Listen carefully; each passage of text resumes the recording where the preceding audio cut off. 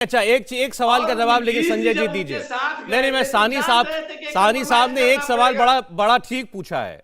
देखिए, 14 जुलाई का arrest warrant निकला हुआ है, 14 जुलाई का।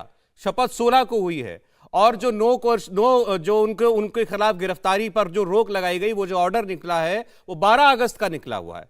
तो 14 जुलाई से 12 अगस्त के बीच जब आपकी सरकार थी नीतीश कुमार के साथ, तब ये गिरफ्तार क्यों नहीं हुए?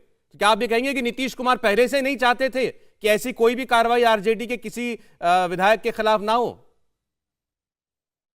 देखिए, वो आरजेडी के साथ बहुत दिन से गलबहियां कर रहे थे। ये कारण हो सकता है, लेकिन हमारे संज्ञान में ये बात अगर रहती तो हम उस समय आवाज उठाते। आज हमने मांग किया है तत्काल बर्खास्त करिए, और हम यह भी कहते हैं कि बाकी जो मंत्री हैं जिन पर गंभीर आरोप है उनका प्रोफाइल मंगा लीजिए और सबको एक मुश्त बर्खास्त करिए।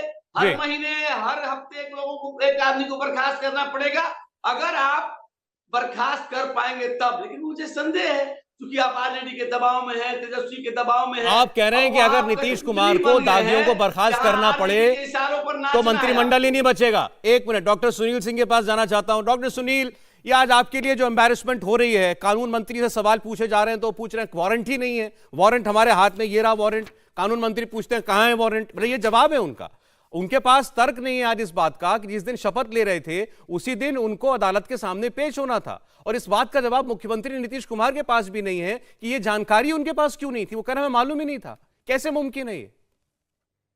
सौरभ जी, अब तो स्पष्ट हो गया कि मंत्री जी के वकील साहब ने जो प्रेस कॉन्फ्रेंस कर एक प्रति दिखाई कि एडीजे के न्यायालय से उनके नो कोर्सिव एक्शन, यानी कि उनकी गिरफ्तारी पर रोक थी, इसलिए वो ओथ लेने के समय गिरफ्तार क्यों नहीं हुए, इसकी बातें मिल गई। अब मैं इस पृष्ठभूमि में कहता हूं, एक बात मैं स्पष्ट करना चाहता हूं आपके स्ट्रीम चैनल से।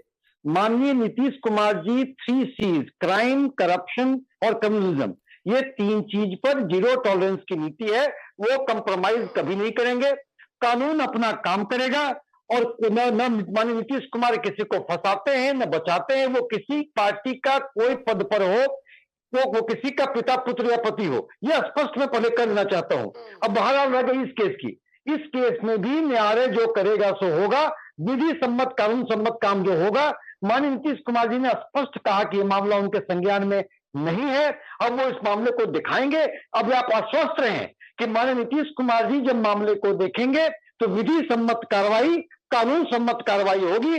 व्यक्ति कोई भी हो। डॉक्टर सुनील, ठीक है, आप कह रहे हैं मुख्यमंत्री जो है कहीं कोई कॉम्प्रोमाइज नहीं करेंगे। पहले तो ये बात पच नहीं रही कि मुख्यमंत्री को इतनी बड़ी बात मालूम नहीं थी कि उसी दिन उनको सरेंडर करना था। एक बात, चले मैं आपकी बात मान लेता हूं।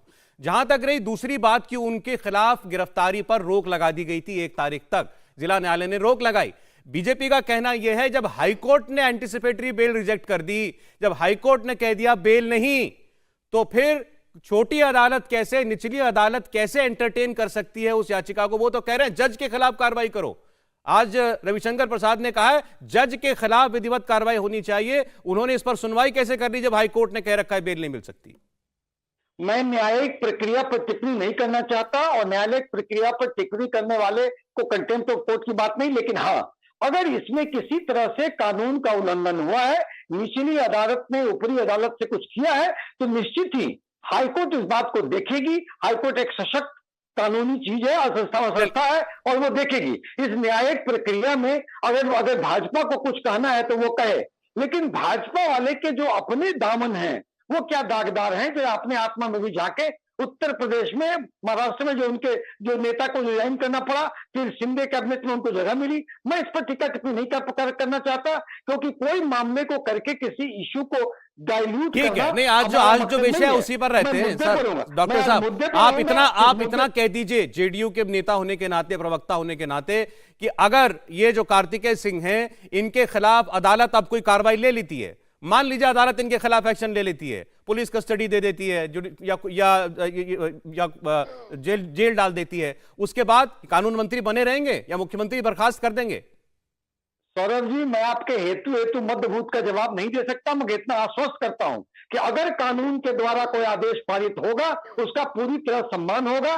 माननीय नीतीश कुमार जी ऐसे किसी मामले में कानूनी प्रक्रिया में हस्तक्षेप नहीं करते हैं। कानून का राज, जब तक वो मुख्यमंत्री है कानून का राज होगा। कोई व्यक्ति किसी पार्टी का किसी पद पर आसीन हो, किसी का पिता पुत्र या पति हो, से मतलब नहीं है। कानून अपना काम करेगा। मैं आपके चैनल से आश्वस्त करता हूं। संजय जी बोलिए, आपको एतबार है इस बात पर?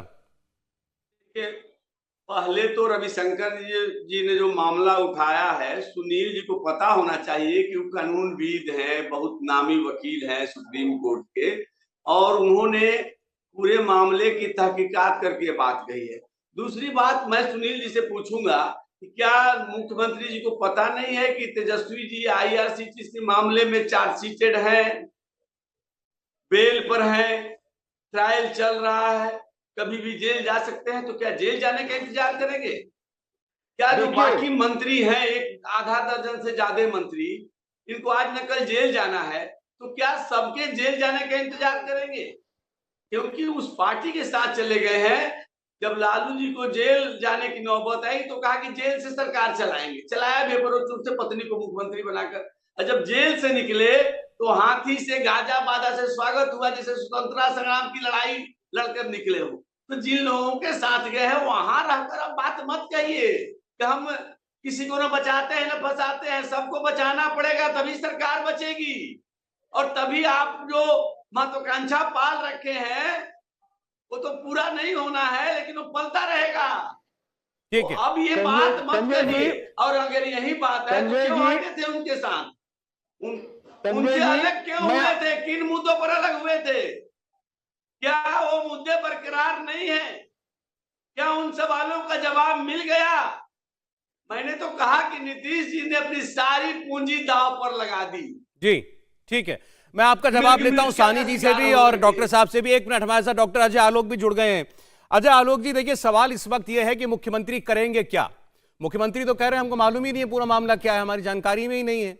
अब जानकारी में आ गया है तो जेडीयू के तो प्रवक्ता कह रहे हैं कि कुछ अगर अदालत कुछ आदेश पारित करेगी उसके हिसाब से हम कार्रवाई करेंगे। मुख्यमंत्री कोई लचर रवैया नहीं दिखाएंगे। मुख्यमंत्री का no compromise with crime and corruption.